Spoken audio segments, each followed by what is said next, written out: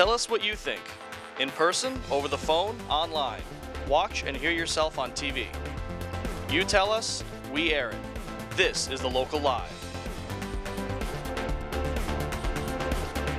Good evening, I'm Anthony Carlo. And I'm Kat Galliano, and welcome to The Local Live. As every Thursday night, we're here to inform you about what's happening in our local communities. And without further ado, let's get started.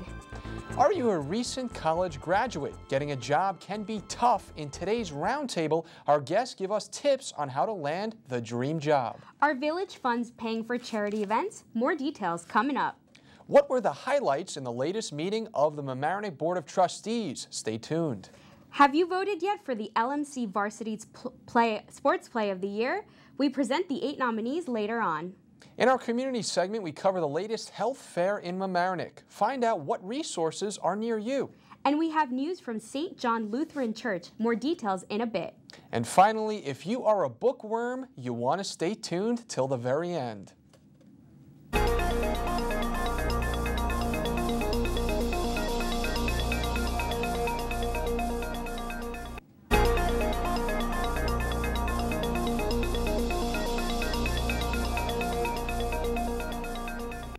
On June 5th, the Mamaroneck Review posted an article regarding spending an estimated $1,200 throughout the past year on charity event tickets. Trustee Elisa Miller said to the Review that she considers using taxpayer money for these events a misappropriation of village funds. Here's what the mayor had to say about the issue. Well, the statement is absolutely true. The question is, in what context? The fact of the matter is that I am the mayor of the village of Mamaroneck, and the tickets in any event that I invited to as the mayor of Mamaroneck, and the 3 events they were talking about, was invited to make proclamations to people that volunteer for these organizations. This has been going on for years and years, whether it be myself or former mayor and trustees. I find it very disingenuous, ironic, and hypocritical by Trustee Miller to make such an accusation when they don't even have the wherewithal, all 3 Democratic trustees, to even vote for or against it. They abstained on anything like this here. The village manager and the village attorney did question this, and they called the New York State Controller, and the State Controller in essence said that it has to be a function of the village of Mamaroneck, some purpose. Well, obviously the purpose of the mayor in the village of Mamaroneck is to represent the village of Mamaroneck in a positive way, and that's what I do. What they did come out with is that perhaps there is no existing policy. Now, of course, you know, the closer you get to November and the elections, they're going to get this. And I take it as a compliment because the village of Mamaroneck is rated #1. It's been rated #1 since Lou and I got into office, and it continues to be the #1 destination. They have nothing else to complain about. So they're going to look for something. It's called boiler room, backroom politics. That's what it is, in my opinion. But everybody's entitled to their opinion. God bless America. That's what I say. Regarding the legality of using village funds for purchasing charity event tickets, the review reports that there has not been any violation of the law. Now, more news about the village of Mamaroneck coming from the latest Board of Trustees meeting that happened last June 8th. The resolution on the Jefferson Avenue Bridge contract caused village residents to express concerns about flooding. Residents demanded public officials to pay close attention to the new contractor, especially after the previous one who broke a sewer line in 2012. The damage resulted in a 3 million gallon leak into the Mamaroneck River, which ultimately flows into the harbor. Much attention was brought to the project because of the major financial burden placed on the village. The sewer line break resulted in a loss of $1,017,000. This project for $3.1 million was sold to the public with the idea that it would be done in 6 months.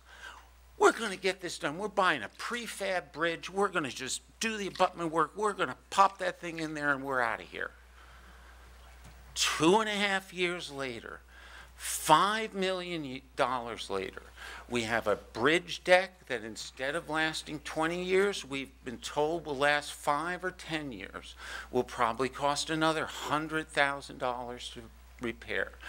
We have a railing that's substandard that we're going to glue some rod on the top.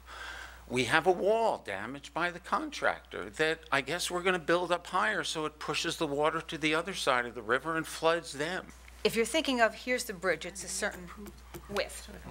If you're going to raise the wall up higher than it is, and then you're going to go back with it and stop, and then the land goes lower, when that brook comes up, it's going to go around the part that's lower into the Pecone's lot, because it's much more than 20 feet, and the water has no way to get out, because now the water is going to be higher. Well, we're not improving all of Pecone's lot. We're just trying to restore what was there before. But it wasn't higher like that. It was always level. It was always one height, Rich. Didn't have a part that was a foot higher and went down or went around. And we're not suggesting that we're trying to accomplish that. But that's what it's sounding like. See, I'm just asking to see the plans, period. We're just trying to restore the parking lot to the way it was before the project. None of the people who have gotten up to speak about this subject are civil engineers or engineers of any kind. None of the people up on the dais are engineers of any kind, as far as I know. So to what end would plans have any bearing on the decision to award the contract? In the meantime, we have a bridge with substandard railings, apparently substandard walls and so forth. Why don't we want to fix them as soon as possible before, God forbid, something bad happens? I call this village when I see things. I called Dan Sarnoff when the building was going on Jefferson and they were digging for the drain. And I said, Dan, they're going to hit a gas line.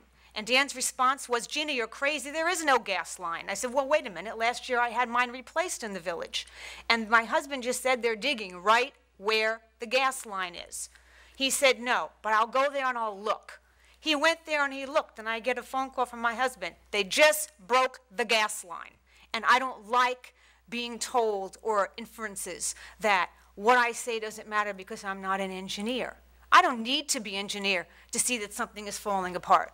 I don't need to be an engineer to tell you that the wall is coming apart and it's going to come apart. 22nd, the board will decide on whether or not Pecone's Construction Corporation will get the new contract and develop the Jefferson Bridge project. Remember, you can watch the whole meeting by logging on to lmc-tv.org.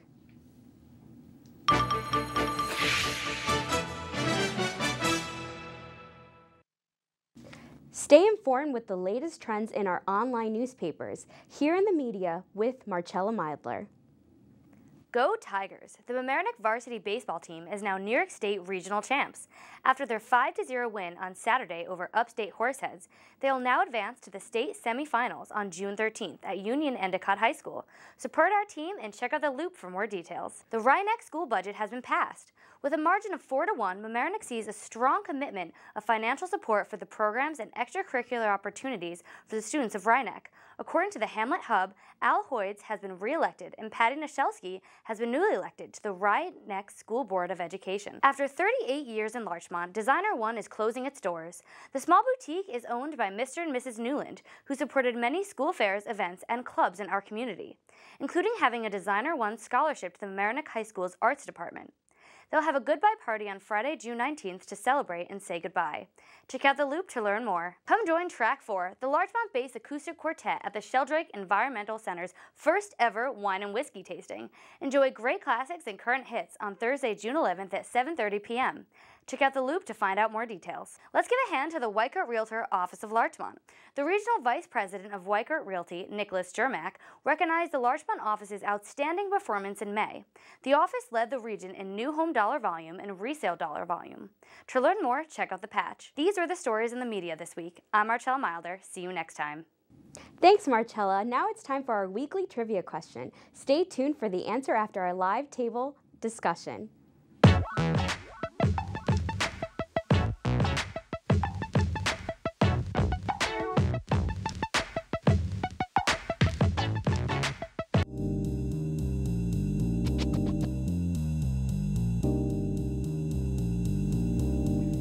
You've graduated. Congratulations. Now what? Does your first job really matter? How do you find your first job?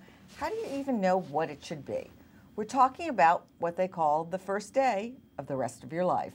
I'm Maura Carlin with Anthony Carlo, himself a recent graduate. As always, you can join the conversation, maybe even give some advice. Contact us by phone, email, or Twitter. The information is on your screen. We are joined by Wendy Morisoff, the Director of Career Development at Purchase College SUNY, Isaac Abishore, a Prudential Advisor, and Peter Oglesby, who works at NBC as an Assistant Coordinator. So my first question to you is, does your first job really matter? Wendy, why don't you start? Sure. I think it does matter. I think there are things that you can gain from that first experience.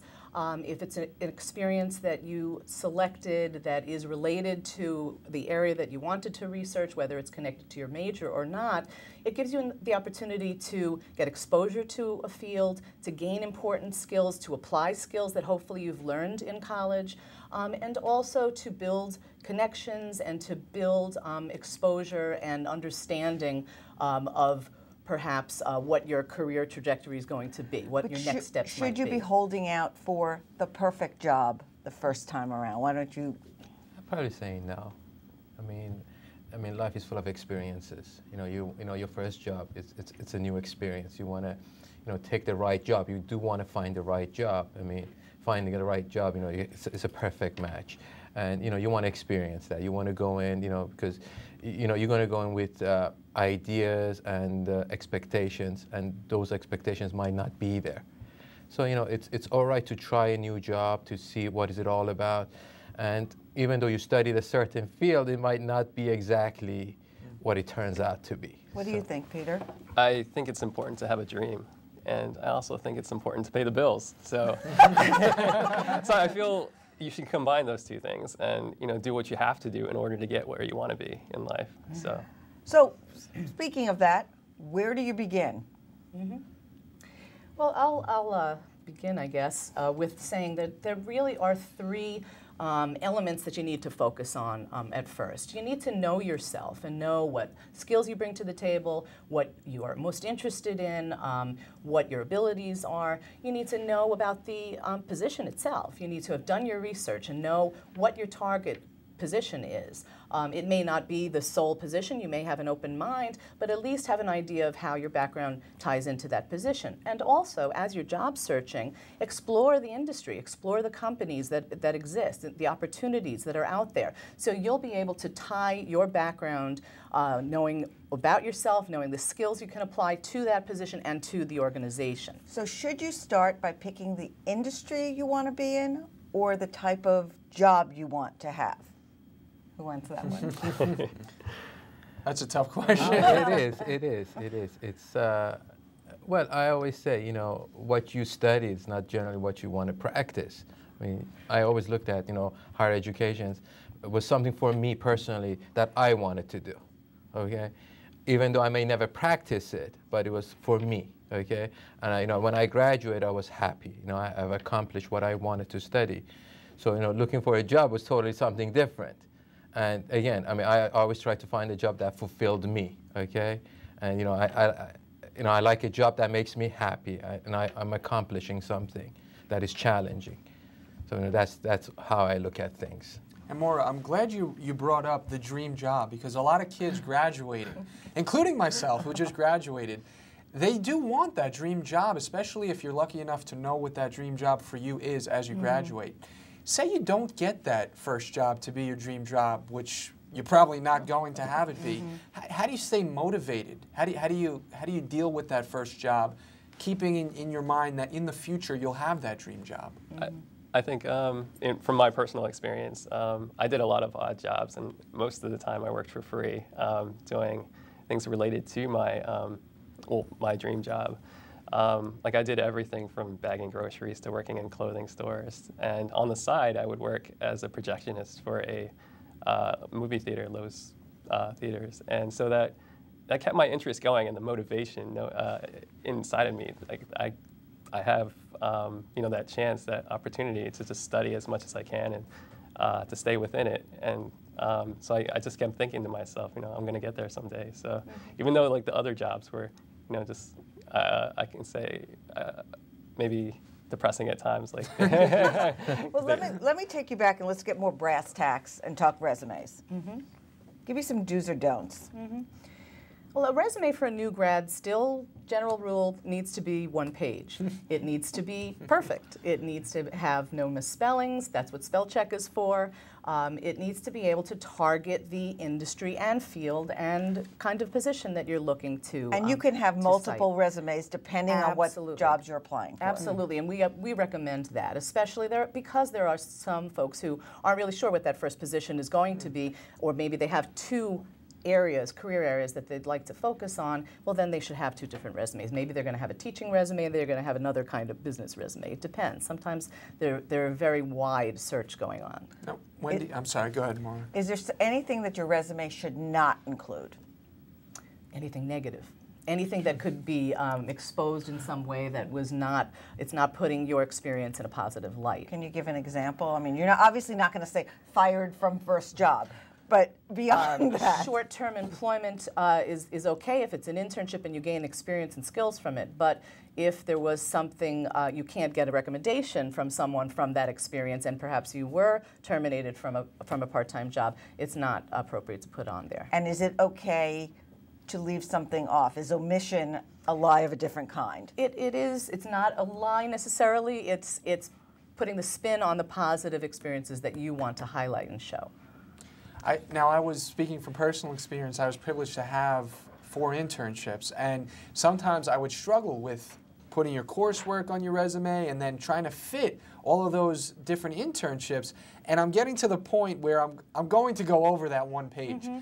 Explain why it's not good if you do go over that one page. Well, for you at this point, and there are exceptions to this rule, at this point it may be that you're going to highlight those experiences that are most related to your next step. If it goes over to a page and a quarter, that's not such a terrible thing.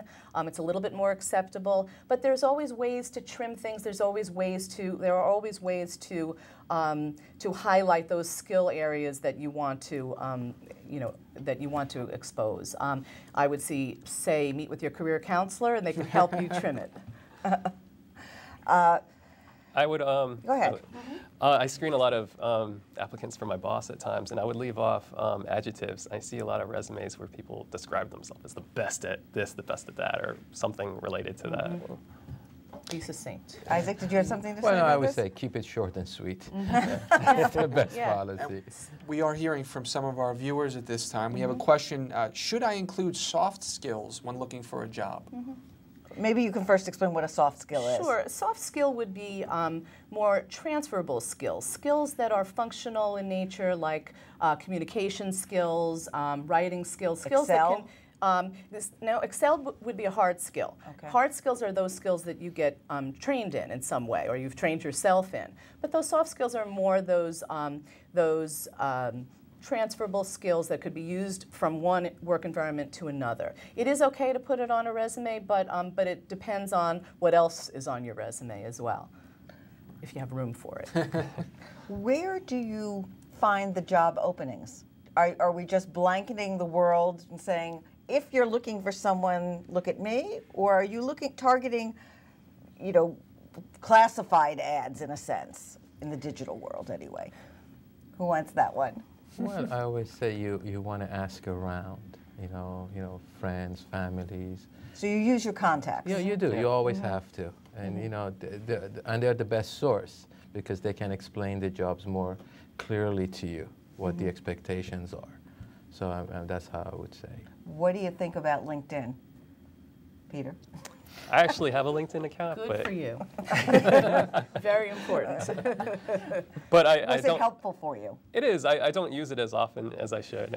I keep in touch with everyone that I know. I try to keep it more personal in a way.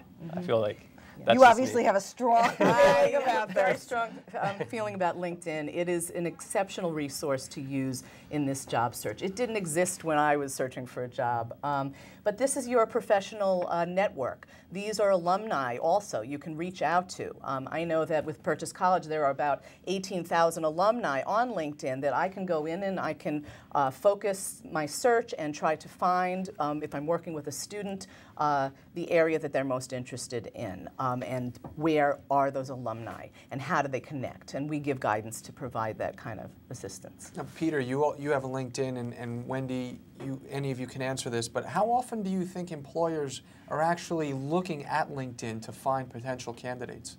They are culling and weeding, and today I was involved in an interview, and we are looking on LinkedIn following the interview just to get a little bit more of an insight. It helps one build their professional profile and add a little bit more that they can share other than what's on paper and on their resume. What do you think about asking for informational interviews, where someone might want to learn about your industry, for example, Isaac? Well, it's fine. I mean, we do encourage that actually, because it's a very intense job, and you know, it's there's a lot of responsibility. So you know, we do encourage people to ask questions and come in, and we actually do take a lot of interns during the summer. So that's how, you know, they see if the job is, again, it's right for them. And do people get hired out of the internships? Yes, they do. So internships can be a step towards the next step. And are there online applications, like, you know, listings, for example?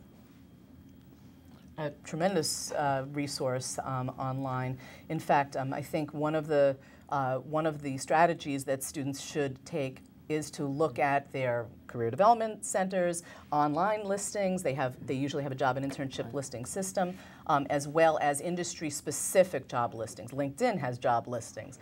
Connections that you build on these kinds of social media sites can help. Maura, we have a caller. Great. So we have a question. Caller, go ahead. Are you there, caller? About other social media. For instance, do you advise that people who are looking for jobs edit their Facebook page? Oh, absolutely. I didn't hear the very beginning of the question, but it was about social media. Basically, I think editing your Facebook or your Twitter or Instagram to clean them up, perhaps. Yeah, absolutely. You should, if you have a Facebook page and now you're allowing public access or employer access, then you might have a different Facebook page. That's what LinkedIn is for, because that really is your professional social media as opposed to Facebook, which tends to be more social. Facebook can be useful, but definitely clean it up, change your privacy settings, and update things. Are employers or potential employers asking to see your Facebook? Thank you, caller. Are potential employers looking to see your Facebook, Instagram, and Twitter accounts to check you out? Is that?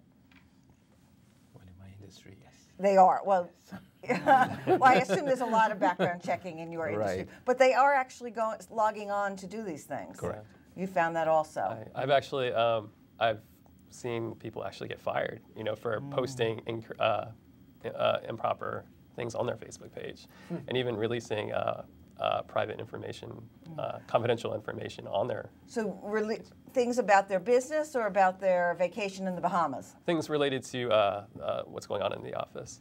Don't like my boss. Besides the obvious, yeah. That's why, Maura, you may see now on Twitter, actually, people put in a little description that the tweets belong to them. The tweets are my own. And speaking of that, we have actually a question here.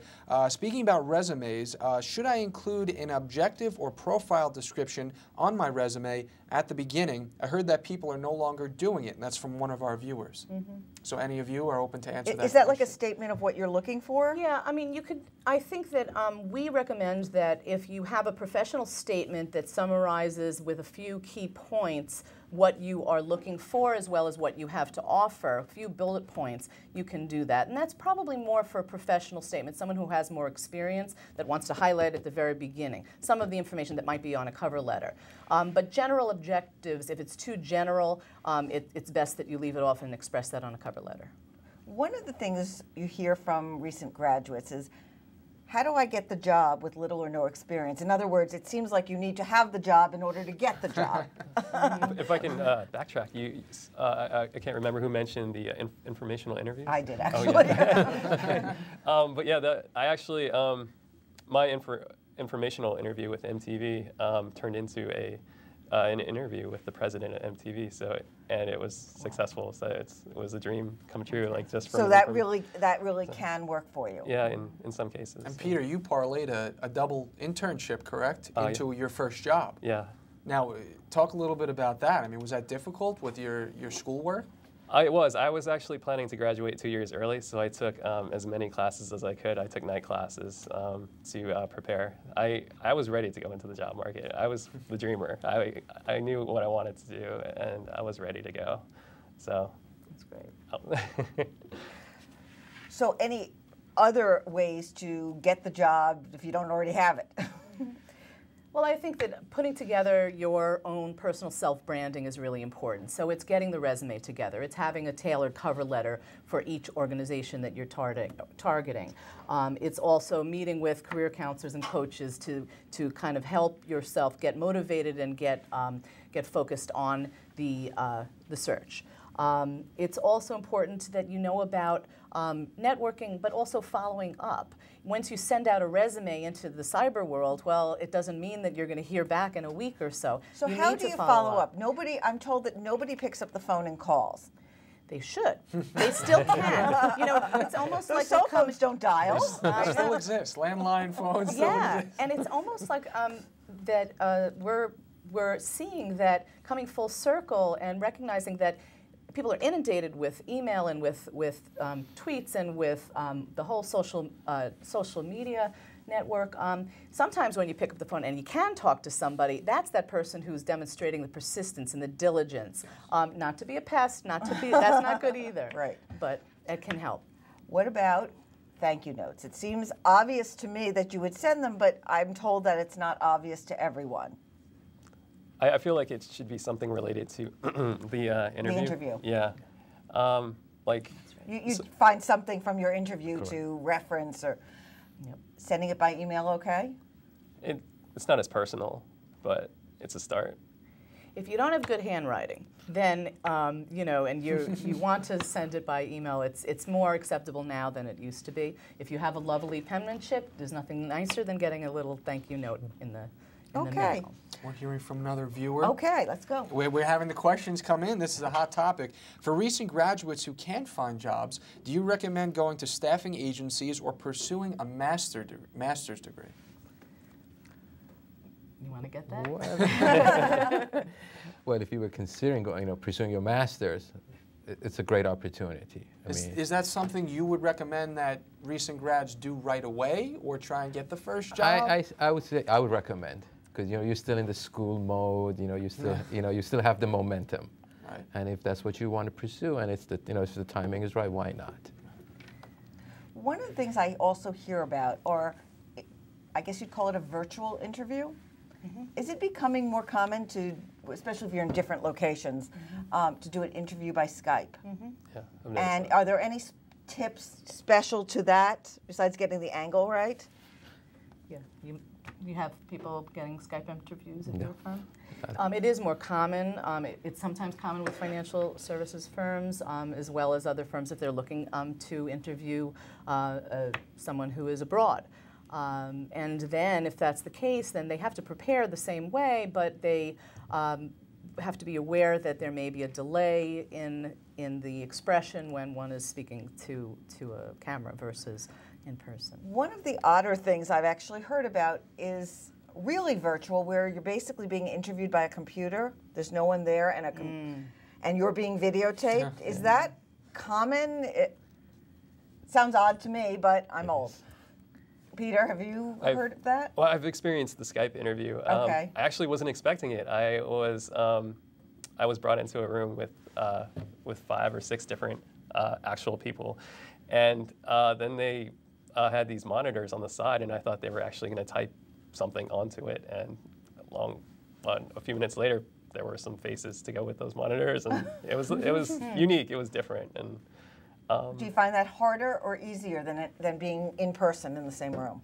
It took a few minutes to get used to, but I think just the way people are now, that the world is more digital now, so I think that people will feel the same way. What, if any, role should parents have in the graduate search? And let me start by telling a story. Okay, I'll break the ice that way. It's not my story. A friend who was doing recruiting for a big company had interviewees coming in, and one showed up with her father who wanted to sit in the interview. Okay, that was a big no. She ended the interview right then and there. I gather, don't bring your parents. Okay, beyond that. Parents do want to get involved. They are more involved than ever before, but but parents can have a supportive role in the job search by encouraging and maybe helping them practice interviewing if they like. But absolutely under no circumstances should mommy come on the interview with you. I'm glad you brought that up, though. Really? Because, again, because not for my own parents, thank God. But, you know, when you have that first job, say you've gotten past the interview process, you're at that first job, we all know the pay maybe isn't the greatest for entry-level recent grads. Your parents may interject after a while telling you you should move on, you should try and do something else. When do you say to yourself, should I grow in this business or should I move on? How long is the timetable with that pay? Mm-hmm. Well, I believe that if you truly love something, the pay shouldn't matter too much. I mean, obviously everyone has to pay the bills, but if it's your passion, if it's something that you love more than anything, I would be happy making $10 an hour as long as I could pay the bills. But if it was something that I love doing, that's your life. You follow the, if you do something you love, you'll never work a day in your life? My parents actually, my mother mostly, she actually disagreed with everything that I wanted to do in life. She was against it. She thought the whole film and TV industry was full of very crazy people, and she actually wanted me to become a Catholic priest. So it was hard, you know, to keep going and pushing because I was breaking her heart. But, you know, just now today she realizes how passionate I was about it, and she tells everyone, like, my son works for NBC. So parents can come around. What were you going to say, Wendy? Well, I think that that your first job is, like I said earlier, an experience that you take with you, and you grow and you learn what your next steps are going to be. And if you feel that you're not growing anymore in a particular position, whether that be salary because you feel you want to make more, you deserve more, then maybe it is time. But it really depends on the person. That salary is a value, and some people, as you said, you know, you right now want to be in a position that you're feeling comfortable, that you really love, and that salary isn't the number one thing. It is for some people, but you have to sort of take each case individually. The job hunt does come with a lot of rejection. Mm-hmm. How do you deal with that and keep going? I know it's tough. You know, we don't want to deal with rejection, but it's part of life. It's okay. It's not your it probably is not your first job. It's not going to be your first interview, nor is it going to be your last. You know, it's okay. You know, there's something better out there. Maybe, you know, you have to think positive. I mean, that's my approach. You know, there's always something better out there. It's fine. I mean.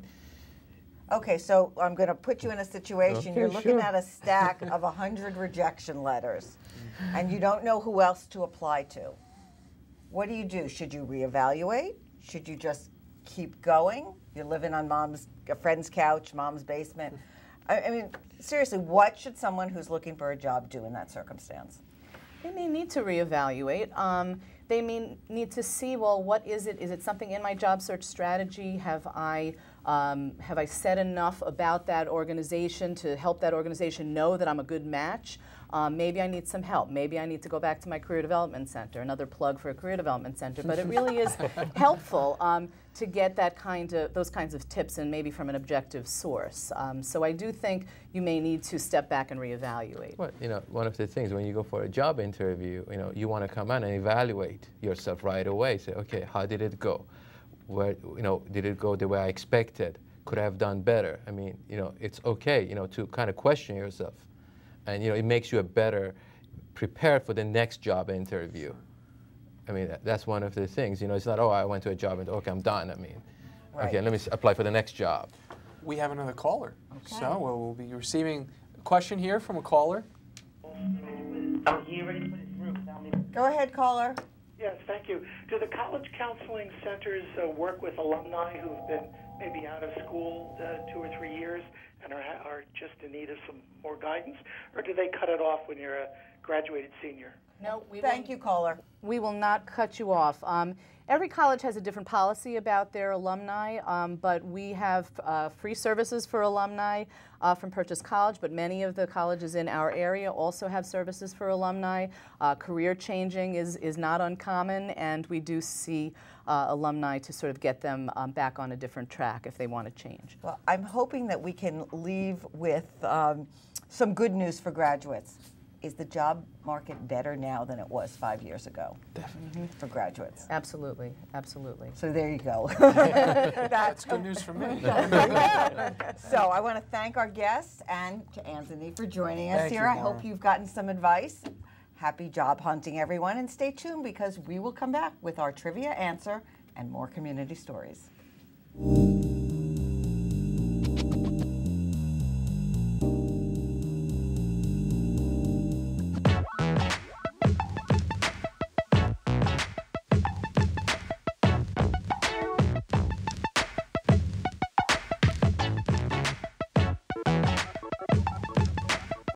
Mamaroneck's second annual health fair took place last week.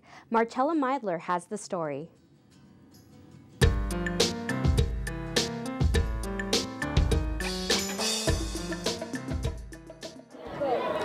We're here today at St. Thomas's Episcopal Church, where the Hispanic Research Center and the YMCA have organized a health fair. Let's find out more. On Saturday, June 6th, residents of Mamaroneck and surrounding communities had the opportunity to obtain free health care screenings and learn more about the resources available to them. Residents really don't have access to a primary care physicians, and so by bringing at least once a year health screenings, preventative health screenings, we hope that residents have an opportunity to maybe have some early detection of some problems so that they can get treatment down the road. At the health fair, there are more than 10 healthcare providers offering free screenings such as HIV testing, breast cancer screenings, diabetes risk screenings, blood pressure checks, and more. We got the chance to speak with some of these providers and talk about the different services they offered. We are here today to offer the services of blood pressures for anyone that comes in, whether they have a history of high blood pressure or not. We are a hospital that provides physical therapy, occupational therapy, and speech therapy along with medical services. So we're here to educate people and do some ultrasound, free vein demonstration screenings for anyone who has problems in their legs. So that could range from heaviness, tiredness, swelling, varicose veins to ulcers. And some providers gave us health advice to take into consideration. It's very important to have your blood pressure checked frequently or infrequently, depending on if you have problems. If you're on medication, you want to prevent things like high blood pressure, which can lead to stroke and other problems. To get them to come to the dentist for cleanings, for checkups, for x-rays, for a first visit at about 1 year to 2 years old is the optimum time for them to have an examination, for them to feel comfortable going to the dentist, for the dentist to become fun and a place that they like to visit instead of a place that they come after they have a problem. And I think it's wonderful, because you can check yourself and, you can help other people to be more conscious about the health. We're really happy that this is the second year. It looks like it's a great success. This event highlights the importance of healthcare access and preventative care in our community. For the Local Live, this is Marcella Meidler. We have a contribution from lmc-tv producer Austin Curley, who reported on the groundbreaking ceremony of the new wing at St. John's Lutheran Church. We want to thank Austin for his contribution, and we want to encourage you to become a reporter as well. Now let's take a look at his story.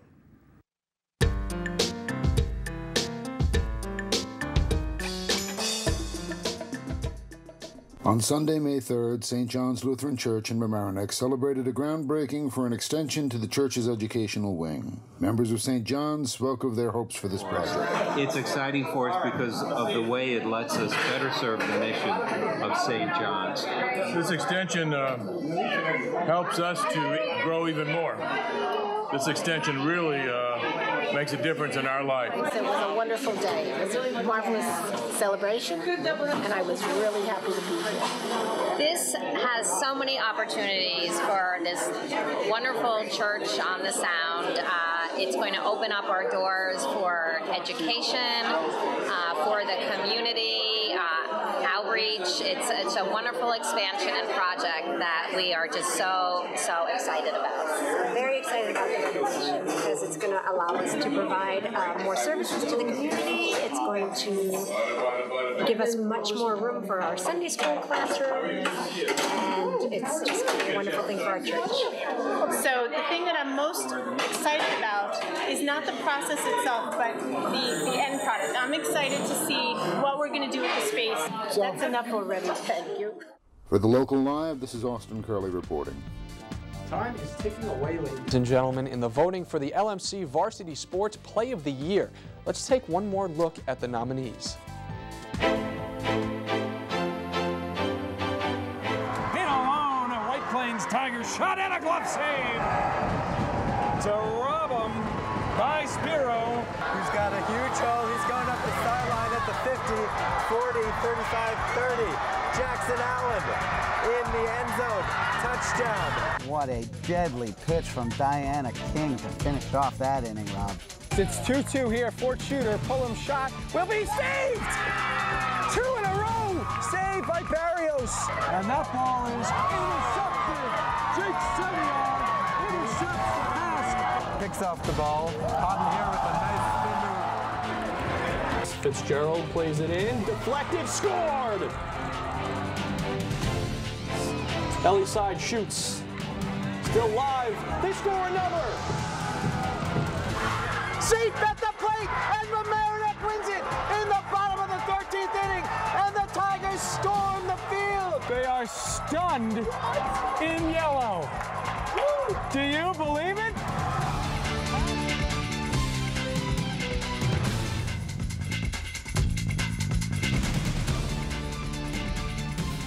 Such a tough competition, so many great candidates.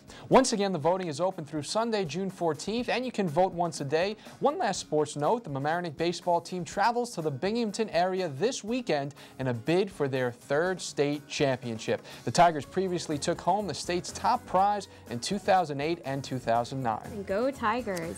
Now, do you love books? We traveled to the Voracious Reader in Larchmont for this week's In the Spotlight. I was there to report it, and so here's the story.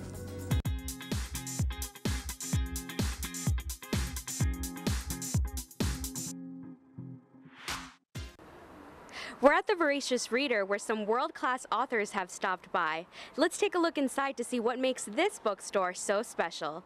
When Francine Lucidone had a garage sale at her home, she realized her true calling. So people came from everywhere. They were coming in from New Jersey and all over. It's a lot of fun. And at the very end of the day, we were pretty wiped out. But we, at the very end, in came a woman with 3 little ones. And they sat on our garage floor for the next hour and 20 minutes or so, just reading and enjoying the books. The Voracious Reader is an independent bookstore in Larchmont that caters to the whole family. Even the little ones enjoy it. And I said, you know, that's what I need to be doing. I need to be ushering in this next generation of book lovers because they keep coming. With summer coming up, Francine's got the best selection of today's most popular books. One is there are books that I just fall in love with. And that's the book that I'm going to push on every single person that comes in the store. I'll say, oh my God, you have to read this, and I'll tell them why. And that usually works pretty well. People trust my instincts. I trust my instincts for a good book. But then I also think in terms of, well, who are our customers? What do they want? Who is our community? That's really essential. So what makes the Voracious Reader so unique? Connecting over books. Books are a great connector. The stories in them are all our stories. Our bookstore is really a destination. It's a place to come and have an experience with your children. Hear a story. We have 3 story times a week. See an event. We have authors here all the time. We had some big names. We had Julie Andrews here a couple of years ago. That was amazing. People were lined up. It was freezing cold, and people were lined up around the block. It's just a really warm, welcoming place. There's T-shirts for kids with book themes on them, and there's a room in the back with story time, kids of different ages, and it just seems like a fun place for kids to be kids. Now that summer's coming up, come over to the Voracious Reader for those summer reading books. I'm Kat Galliano for the Local Live. Looking for your child to have a great summer? Sign them up for lmc-tv's Teen Filmmaking Workshop. Young people 12 and up have an opportunity to film, star, and direct in their own movies. Check out last year's participants.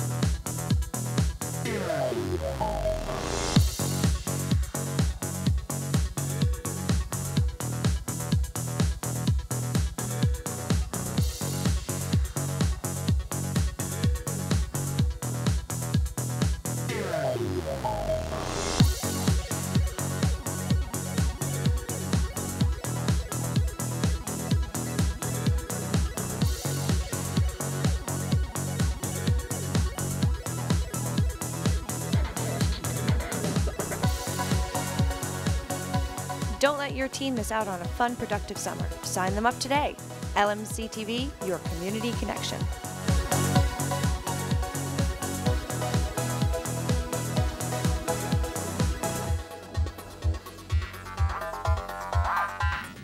As always, it's been a pleasure keeping you updated with your community news. That's right, Anthony. We want everybody to know that you can volunteer or internship opportunities are available. Send us an email at thelocallive@lmc-tv.org if you want to be part of our team. And don't forget to check out our website for more news and more programming, www.lmc-tv.org. And that's a wrap for us today. I'm Kat Galliano. And I'm Anthony Carlo. We'll see you next week. Tell us what you think. In person, over the phone, online. Watch and hear yourself on TV. You tell us, we air it. This is The Local Live.